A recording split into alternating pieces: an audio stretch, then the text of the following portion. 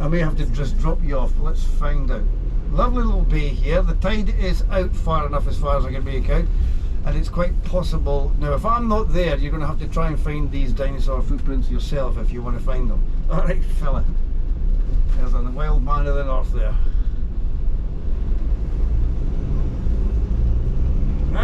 They normally open, even on a Sunday. I don't know what's going on. Oh dear. It kind of screws things up a little bit.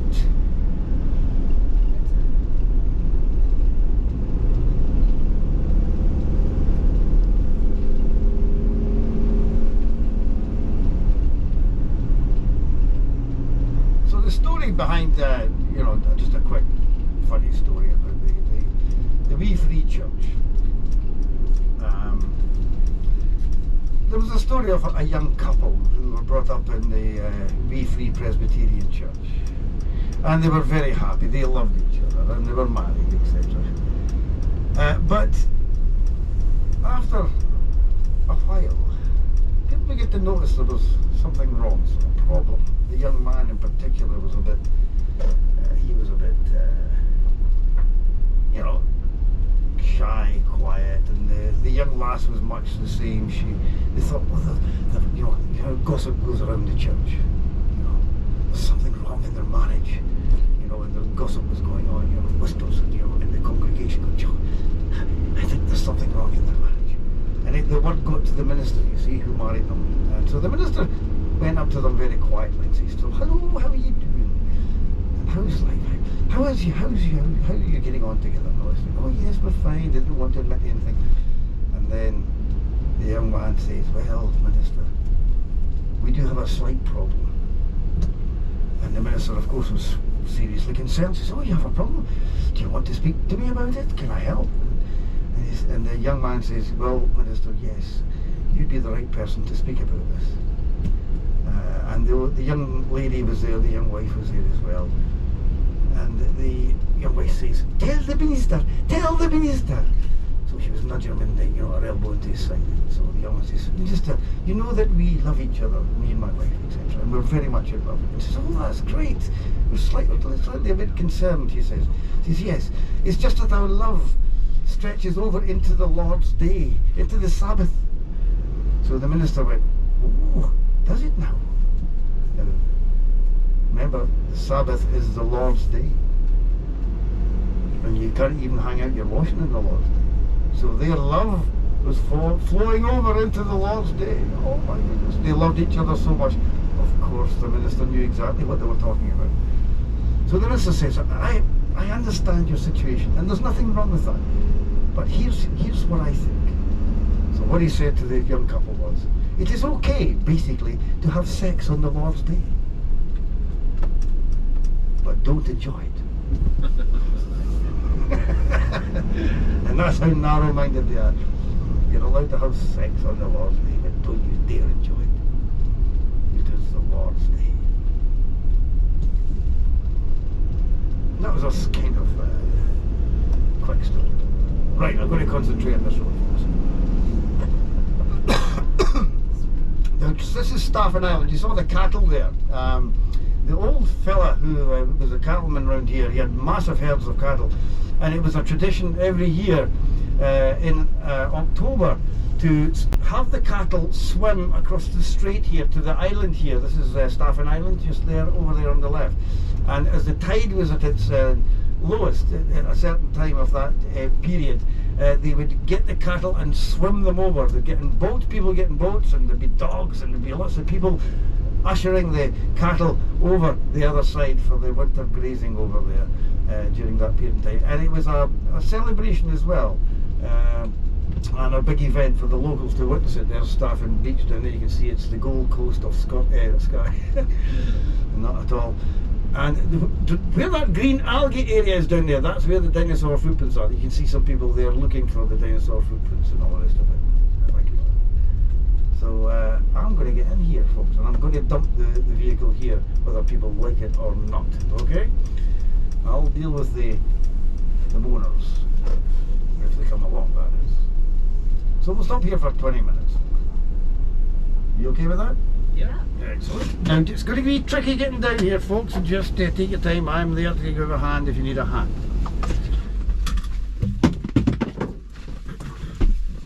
There'll be somebody who'll moan at me for putting it here, but I don't care.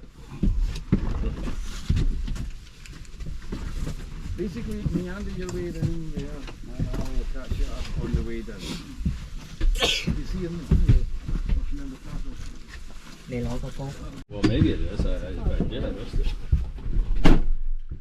Right. Staff and I.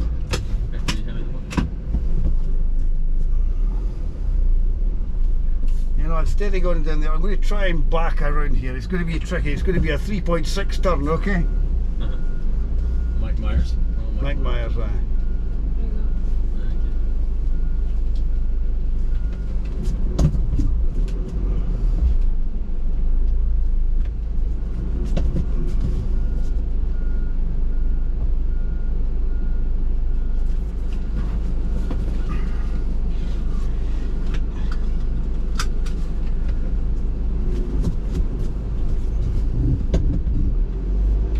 What about that? Not bad, eh?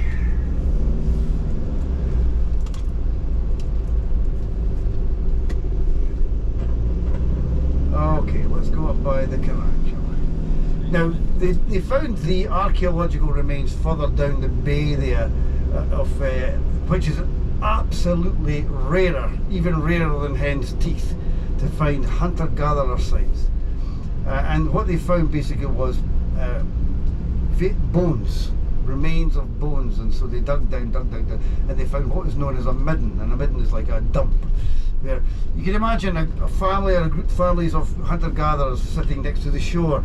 They've collected mussels, they've collected all sorts of shells, fish possibly as well. They're sitting on the shore with their fire, they're cooking up their meals, their crustaceans, and they're picking the winkles out the shells with the little like toothpick things and all the rest of it, and just chucking the shells behind them, or anything. That's what they did. That's called a midden.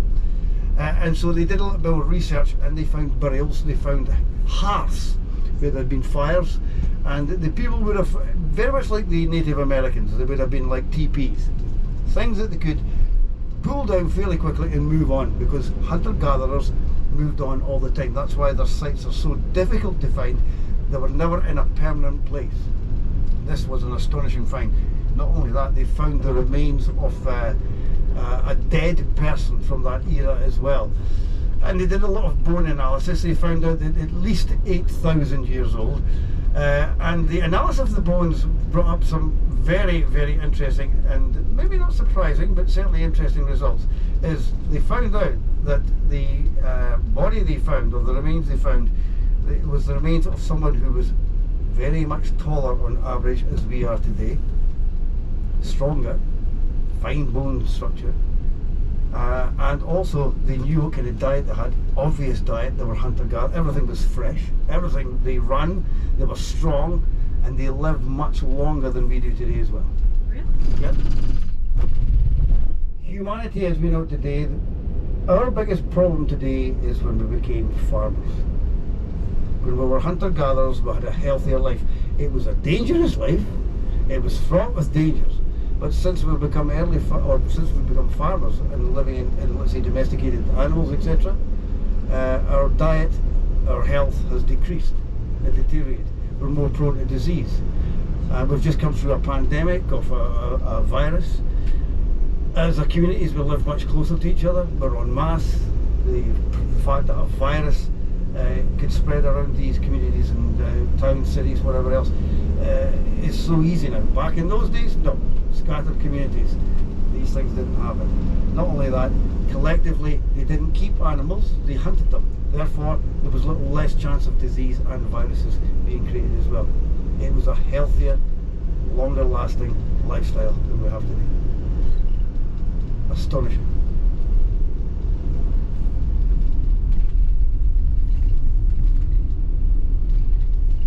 And more studies have been done all over the world, and they've found the hunter-gatherers wherever in the world of that era, and they've all come to the same conclusions. Our ancestors had a better lifestyle, a longer lifestyle, were fitter, stronger, and taller than we are. There's a fine example there of a raised beach on your right hand side. You can see where the tide at one time came in, right up to this bank here where we are on the road. Now that shoreline down there has footprints also in it as well. Again, we don't know where they are. They're there. But also in history, in more recent history, a story of the MacDonalds and MacLeods, because this land here back in the 1600s came up for grabs. It was once the MacDonald lands, but the MacLeods took it and the MacDonalds wanted it back. So what did they do? Yeah, of course they keep fighting each other, but it got to a point by the 1600s that they were running out of fighting men. It was an astonishing rate of attrition. They just absolutely were killing each other to a point where the young men were Rodford as we returned back. But the Hunger Roads are famous from the 19th century. This was a period after the Napoleonic War, when a lot of young men were coming back who were recruited into the army, and they fought against Napoleon. And a lot of these young men, some of them were disabled, of course, some of them were injured, a lot of them able-bodied, and they came back to a world, frankly, a land here where there was no employment. They were facing starvation. It was either that or immigration. But a lot of the locals were kind in their plight to these young men, and some landowners even decided to get some money together, and they organised a building party, a road building party, to keep these men occupied doing hard labour, basically paying them food to feed them and their families, frankly. In other words, these men would hammer away on these roads. There was no real purpose for this road, frankly, when it was built, other than to give men employment, and so they could feed them and their families, and that's why they're called the Hunger Roads. And there's at least 3 of these on Skye. They're all over Scotland, Ireland, England and Wales. It was a project set up funded, I think, partly by the government at the time, basically to try and give men employment, but they never got paid money for it. It was food, right? And I don't believe for 1 minute that it was steak. It would be the basics. So was that in the 20s? Sorry? After the First World War? No, the Napoleonic Wars. And it was after about 1850. After Waterloo, we came home. Basically, they were demobbed right away. In other words, thank you for sending us your limbs and your injuries and fighting and whatever else. Now get lost. And that was it. The good old military.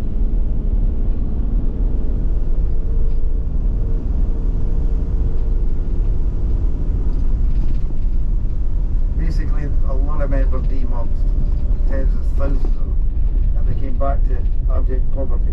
Nothing for them. A lot of them emigrated, went to Australia, USA, Canada, frankly because there was nothing here.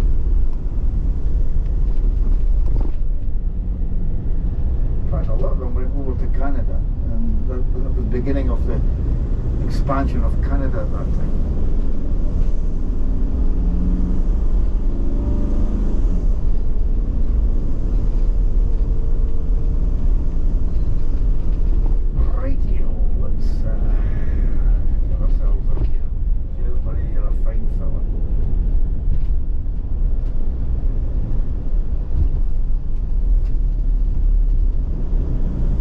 Pick up some refreshments here if you want, but it's basic stuff.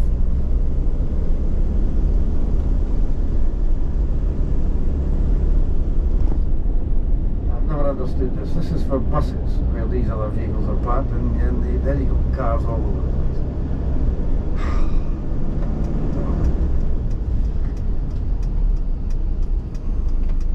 Welcome to my world.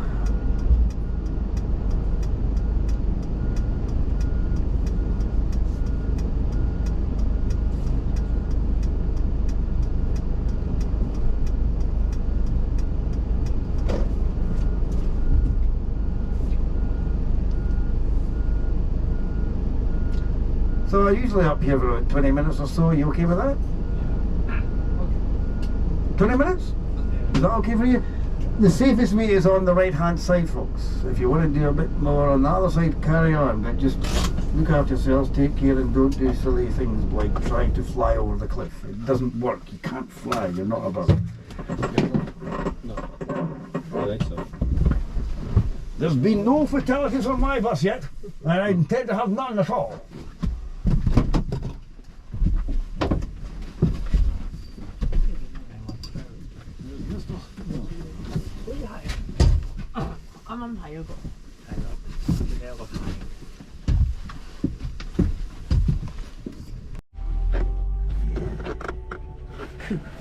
Hello! Oh, that is beautiful. I'm coming back to hike this. Yeah, I we want to were do that hiking. hike. Can I tell you about that? Yeah, 'cause absolutely. Is it incredible? Outrageous. That's Yeah. all I'm going to. That's why they filmed up here all these. It's- We gotta it's- do it, yeah. But you have to get good sturdy shoes on. Oh no, I'll show you what we were just hiking a month ago. We were in Utah, and Brian, you want to see where we just hiked? Sure. This is nothing. Fine. This is nothing.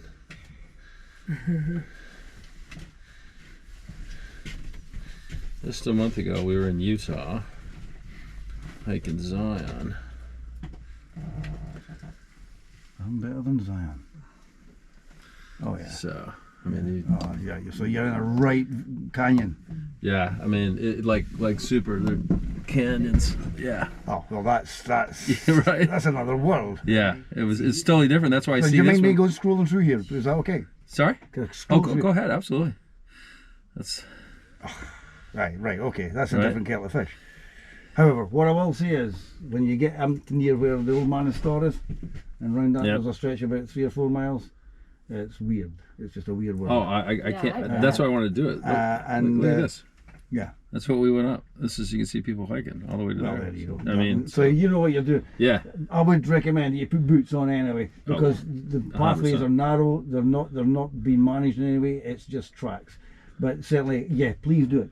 You'll love it. And if you get weather like this, or even sort of misty, wild weather, it adds to the atmosphere of the place. Yeah. That's why Hollywood came up here and went, there's a film Prometheus. I don't know if you remember. yeah. The I didn't beginnings see of it, but I know what you're talking the about. beginning of the film, in the very beginning, when they found a cave with cave paintings in it, Yeah. this was the area of the film that gives you an idea of how this is just like a woof. Yeah. Not as dramatic as that, but it's it's just as dramatic. It's just different. It's got its own sort of eerie Yeah. worldliness about it, out of this world sort of sensation. Can I just say, we're 40 minutes from Portree from here. Can you hang on? Do you want me to go to the toilets now? Yeah, I can hang on. 40 minutes? Yeah. Okay, we'll drive straight to Portree for your lunch now.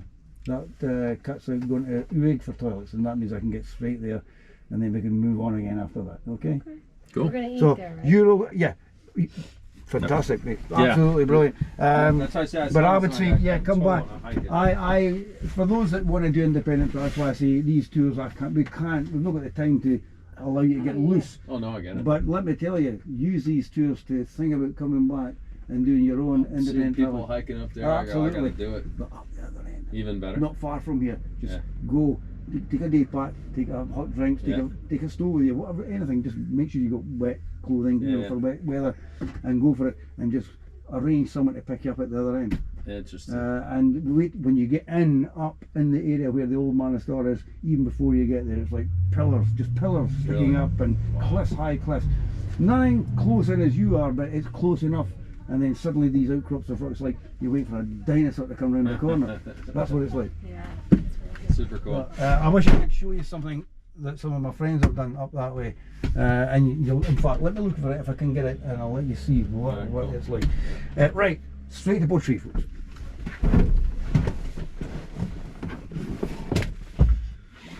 And then we'll do an East Point, shall we? Yeah.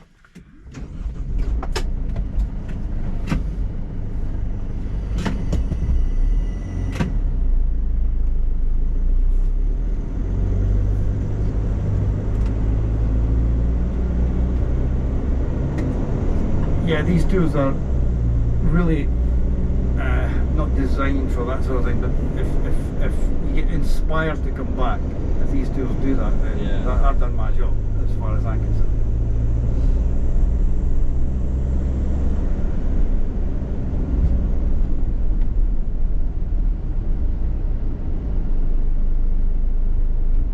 This gets crazy This will get mental. What are you doing, sir? Are you coming on? He's parking. He's parking. Right. I don't know. I can't see what he's up to. No, he's not parking. Ah, my nuts. I can only go back. Frankly, he should be going back, but never mind. Let's make it easy for him. He's going there. He's going there.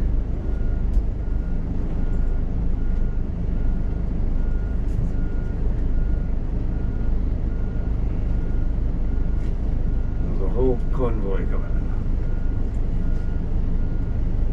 You know, I'm going to keep going back a little bit more, folks, so just bear with me.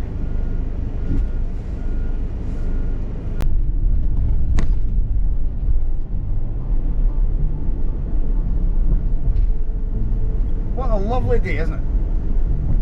I'm absolutely thrilled for you because I was a wee bit afraid it was going to be a grizzly bear.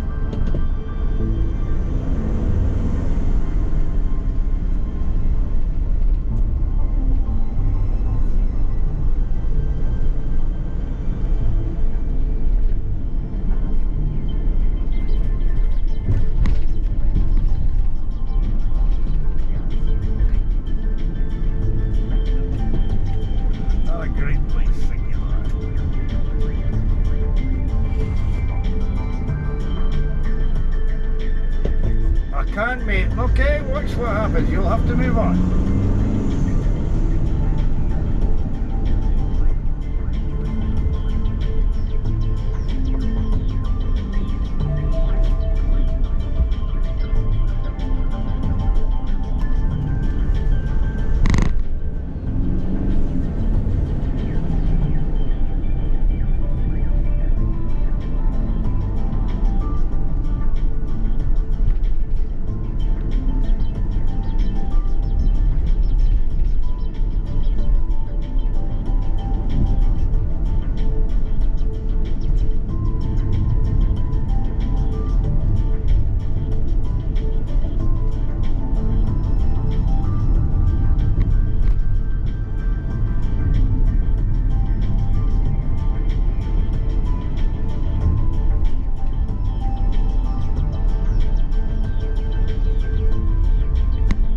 Pods up there you can hire as well, you know, just little things like that. There'll be mod cons in there.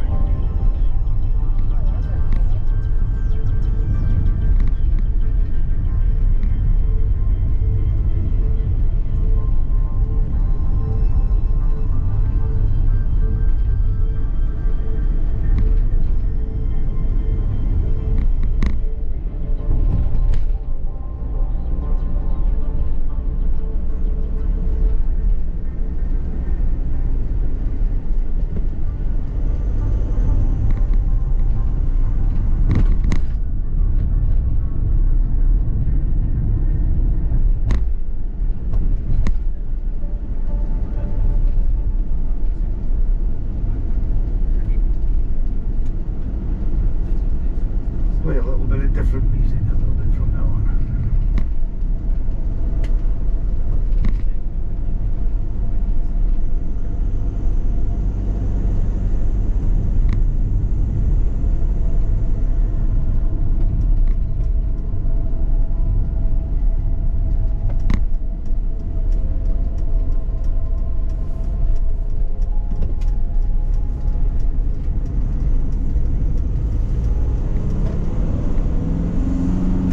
This Ferry Inn had a fine dining certificate at one time as well. It's been closed. See, lockdown and COVID caused a lot of problems for a lot of businesses, and I don't see many people there. I don't know what happened to it. I don't know if it's open at all. That was a fine place to go. here, the Uig Inn up here also has got a good reputation as well.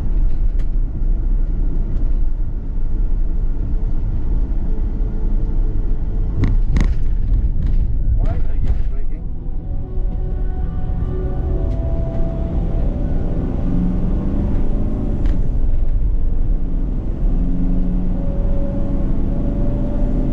Right, there's the ferry coming in now.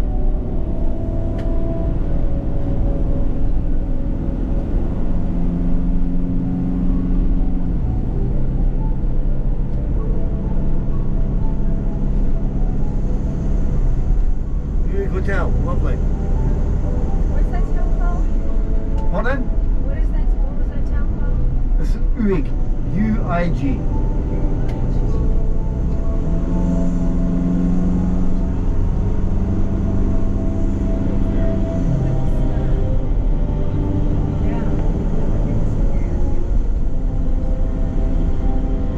That ferry has just come from the Western Isles, from the Hebrides.